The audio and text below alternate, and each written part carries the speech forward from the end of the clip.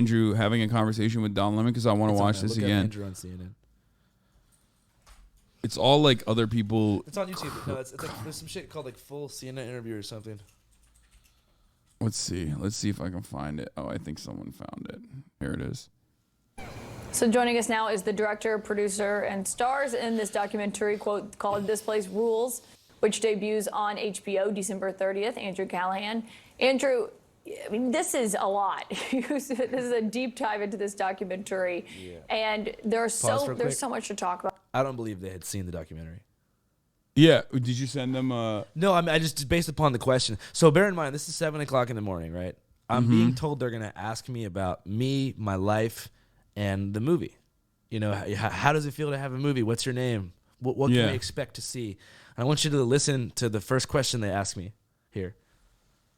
Here, let's watch About it. here when it comes to who you spend time with, what you saw. But, you know, when it comes to what's happening today, Enrique Tarrio, he was not at the Capitol on the 6th, but he still played a role in this, and he's facing some of the most serious charges that are stemming from that day.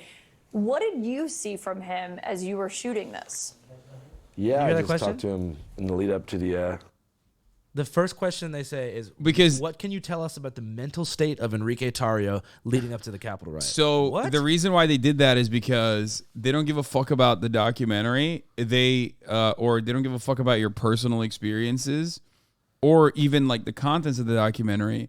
They want to cut this as like something about Enrique Tarrio instead. They were just like, they're hyper focusing on that aspect, even though like that aspect is not, you know, all that unique or interesting in comparison to like the overarching message that you had in there. Yeah, and they have a also- narrative. But that's like what they want, is to run like an Enrique Tarrio news cycle to get their viewers all pissed off about January 6th every single day and make it seem like it's 9/11 and it like you know, make their viewership never forget about the 6th like it was the worst day of history. Yeah.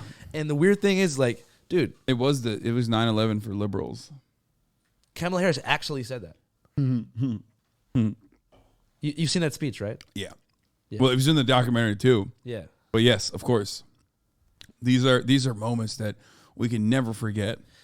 the January 6th Capitol riot. Just hung out with him a little bit in D.C. and Miami and elsewhere.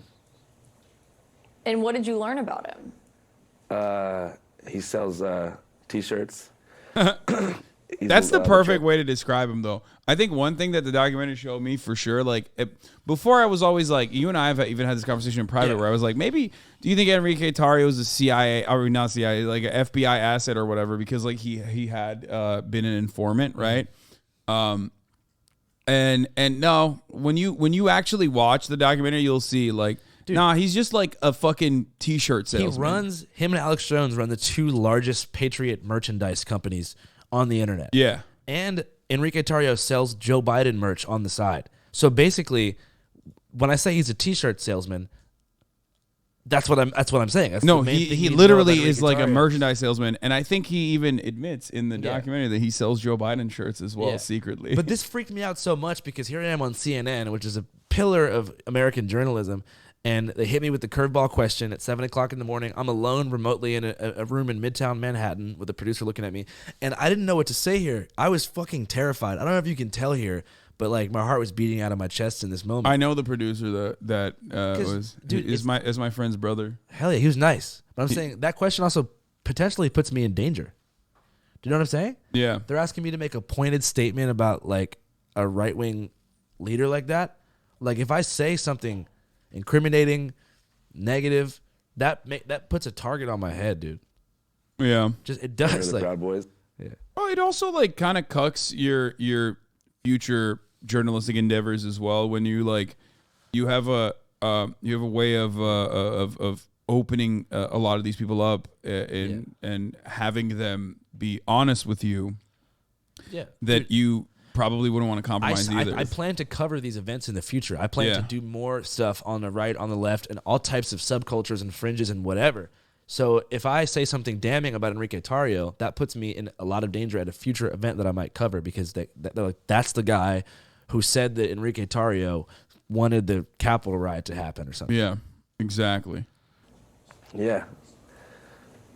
Yeah.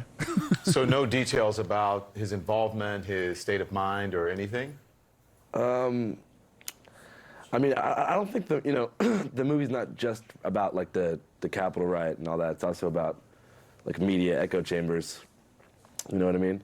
And like the dangers of the 24-hour news cycle, and how I think mainstream media, like Fox and even CNN, like competes for views by Go back real running quick. constant. Listen, go back to 3 seconds. Listen to that. Listen to that pen click. CNN like competes for views by running. Who's doing that? Don Don Lemon. Lemon is doing that. He's just pissed off. He's No, I frustrated. think the pen click is some kind of like signifier to the producers. Oh, you think so? Yeah, like cut this guy off. Listen to it again if you want to hear Constant 24-hour news cycles based upon fear, division, outrage, and panic, probably to like sell ads. So it's not just about the Capitol riot.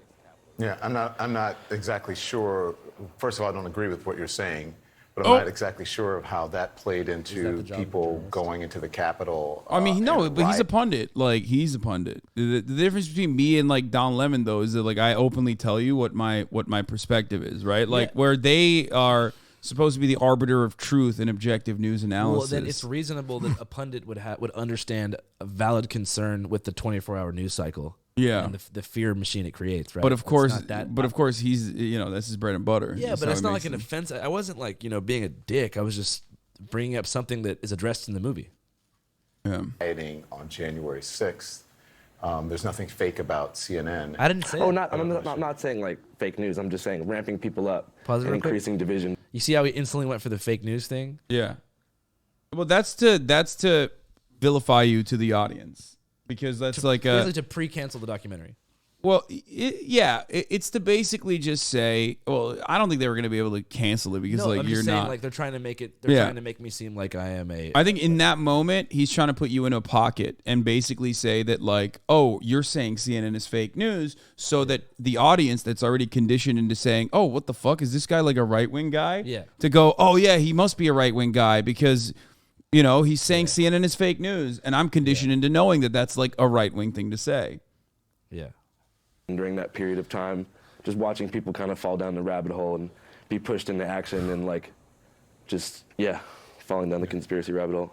Yeah, I think more people would consider, what's happening online and what happened with the former president and the messaging that he was putting out there and QAnon and so forth. That Oh had yeah, much more I to do. definitely agree 100% with that as well. Yeah.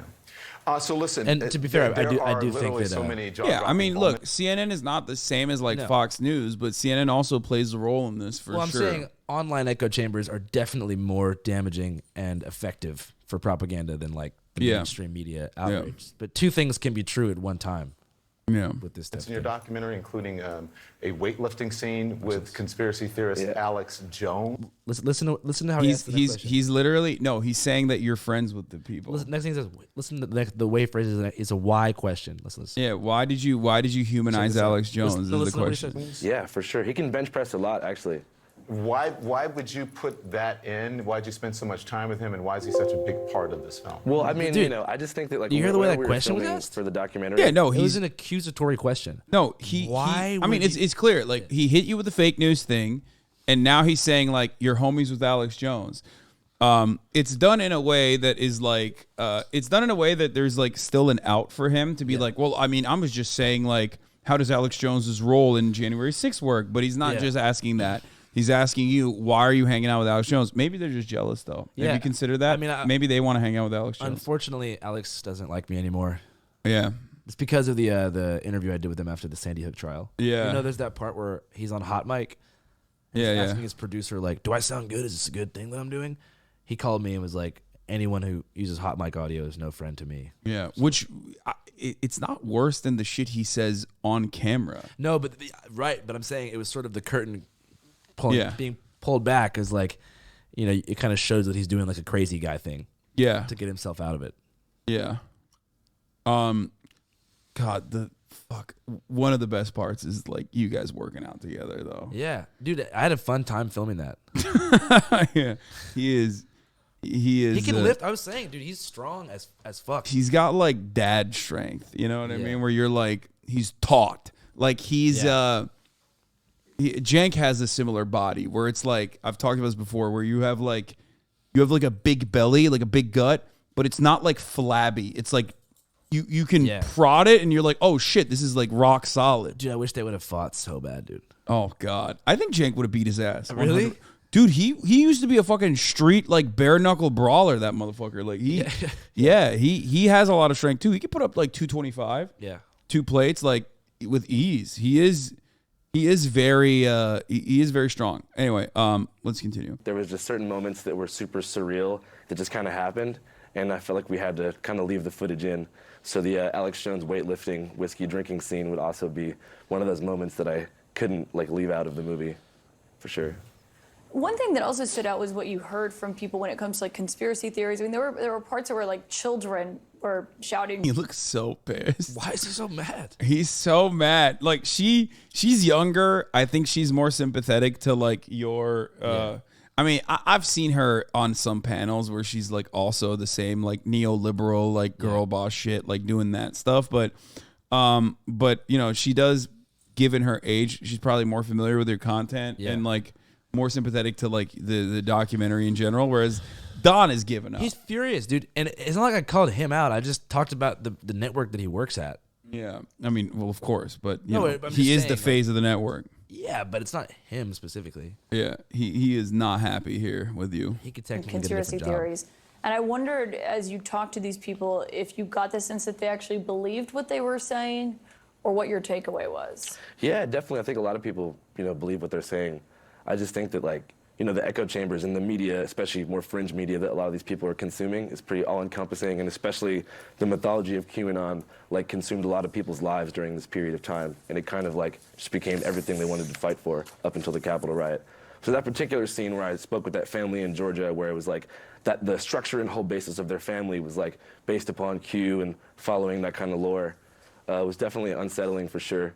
But yeah, it's interesting to see where it is now because, I guess hard QAnon stuff has kind of dissipated in terms of Dude, like, I sound like no such one a, posts on the a Q boards stoned anymore. California guy. You know what I mean? It's like 6 a.m. I look like I'm high as shit. I'm like, yeah, it's like a. No, you sound great, bro. You're crazy. This family's all like super. You sound great. What are you talking about? dude, I It's- sound bled dumb into, like, shit. main- no, it's because you're surprisingly for someone who's on camera all the time. I guess you're not used to like seeing yourself on camera in a No, professional I never setting do like this. this. Yeah, no, that's just what it is. It's like jitters that come. After you do it a million times over, trust me, you won't give a shit. You sound great. conservative thought. All right.